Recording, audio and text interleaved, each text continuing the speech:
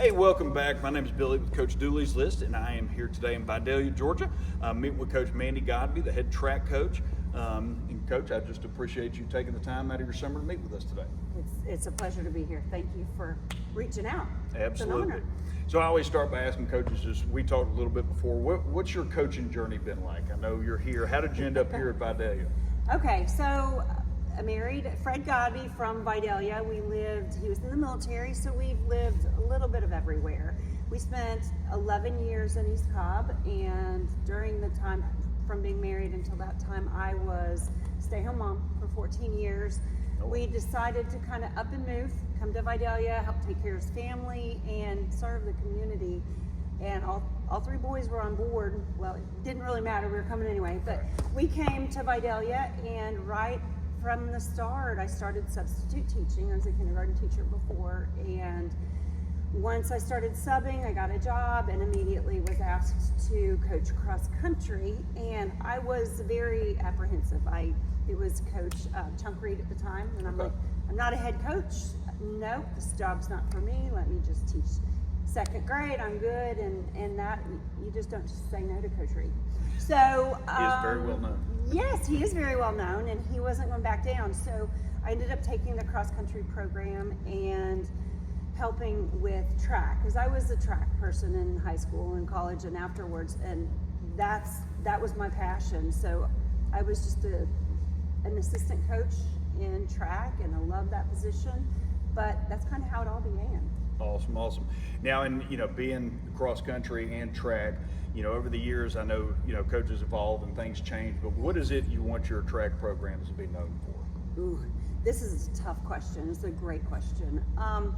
Thought a lot about this, and you always think about your track program, where it is right now and where you want it to be next year, but long term, I don't always think about that. But stepping back and looking at what are some of the things we want to accomplish every year, I want honor, accountability, and really good work ethic. When we show up at a track meet, I want my kids to behave.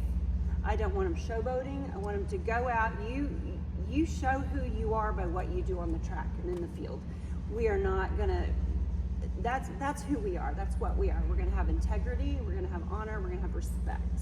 We're not gonna be the team that shows up with bad language. We're not gonna be the team that shows up whining because we got beat. We get beat, we go back to the field house, or we go back to the track and we fix it and figure out how to win from there. And not just about winning, but how to be a team, how to come together with honor, integrity, and lift each other up. But I really, really have a big focus on doing things well and doing things right all the time, whether it's picking up the hurdles and putting them in the right spot, or picking up someone else's water bottle.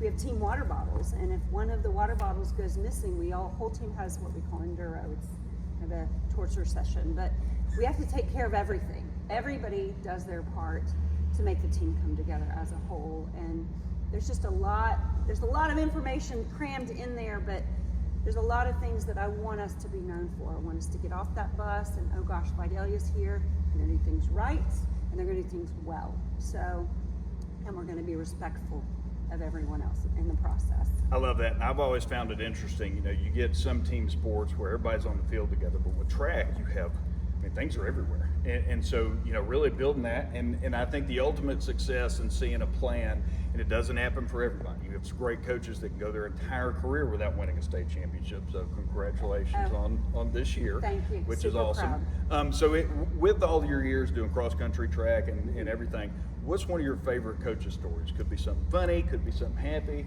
Gosh, I've got a couple. This year, it was the culmination of everything coming around. Last year in 2024, the girls were ranked fairly high going into the state track meet, and the boys weren't hardly ranked at all. And the boys showed up, and they just kept fighting and scraping, and we got multiple kids on the podium. We didn't come away with a state championship for the boys. Then we had the girls that got to state, and it's like a deer in the headlights. They were all pretty young, and they pretty much fell apart. We had 3 medals coming home from state in 2024, and we came back, we regrouped, we talked about what went well, what didn't go well, how are we going to fix this, how are we going to change this, because you are better than this, what do we need to do now? So we came back, we went to work, they were diligent. When I would say we show up for practice, if I had a meeting or something, they started practice. They were on point all year long. Awesome. If there was an injury or a bump in the road, they figured out how to overcome it. They were very responsible through the whole year. We get to the state meet and we're still not picked to win it. But these girls showed up in a way that they just blew me away. I knew they could do it. I knew they had it in the tank, and we were not in first place going into the second day. It's pouring rain. It's about 55 degrees in Rome, Georgia. Not great conditions, but when I say they were some of the toughest kids I've seen when they showed up on that second day, and they were one unit. So it was really great to see the process of what they did. Right. And the boys this year kind of fell apart, which was heart-wrenching because they were seated higher going in, and until we lost a couple to injury. So now I can see the boys, we get to go back and we get to fix it. Right. We get to go back and what did we do well? Where did we falter? Let's go fix it, because you guys are coming back for another shot. So it's the process that just outshines everything. The girls could have laid down and said, it's really cold, this is really hard, but we won the 4x1, they won the 4x2. They handed the baton off to the anchor leg in third place, and she just had no quit. She was exhausted, but she had no quit. So those are the things you just can't teach. You just cut them loose and hope that you've instilled some values in them, and that's what they're going to go for. So that process of watching the whole watching them transpire from 24 to 25 was just pretty awesome to watch. It is, and you're going back to kind of what your mission is of being accountable.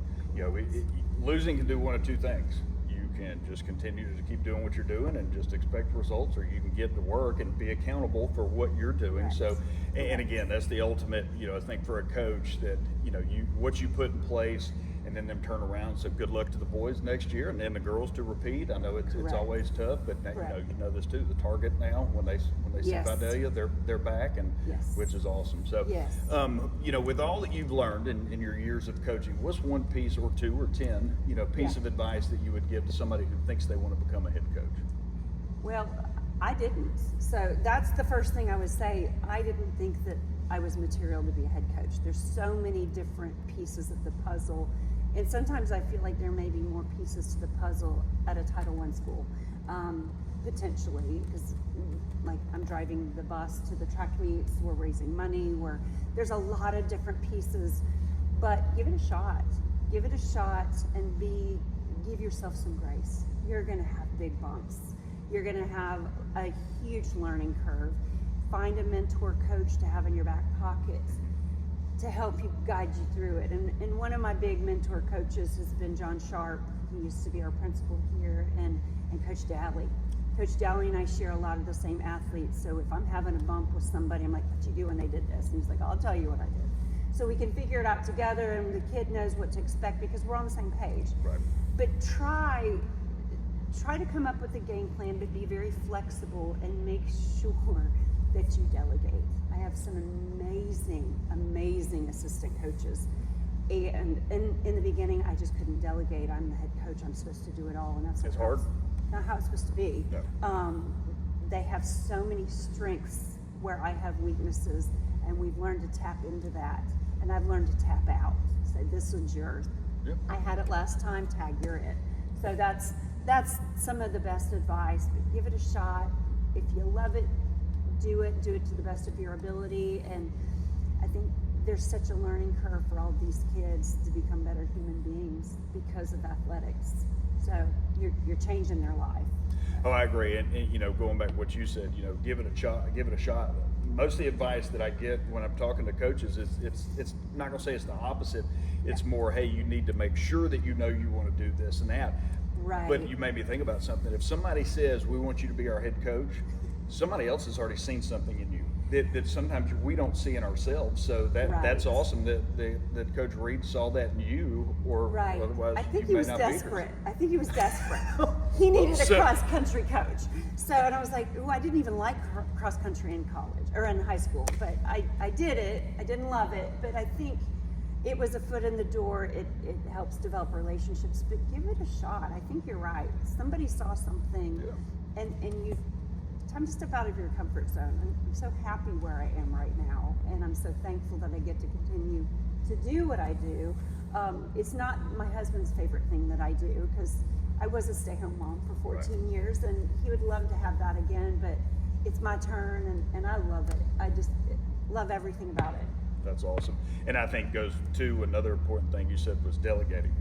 I know this early on, and again, you think, hey, it's my program, so I need to do it all. But there are times, I've said this quite often lately. Let your assistant coaches excel in the areas they're good at. Yes. And with all those different duties that you had, kind of leads me into my next question. A big part with the website, Coach Dooley's list, is trying to help, not necessarily make coaches' lives easier, but save time with things. And so one of the big things is connecting them with vendors. So who are some vendors that you love and you would love to shout out to other coaches? Oh gosh, we've got 2 local companies that do t-shirts and uniforms and stuff like that. One of them is VL Graphics. They've done our t-shirts for several years.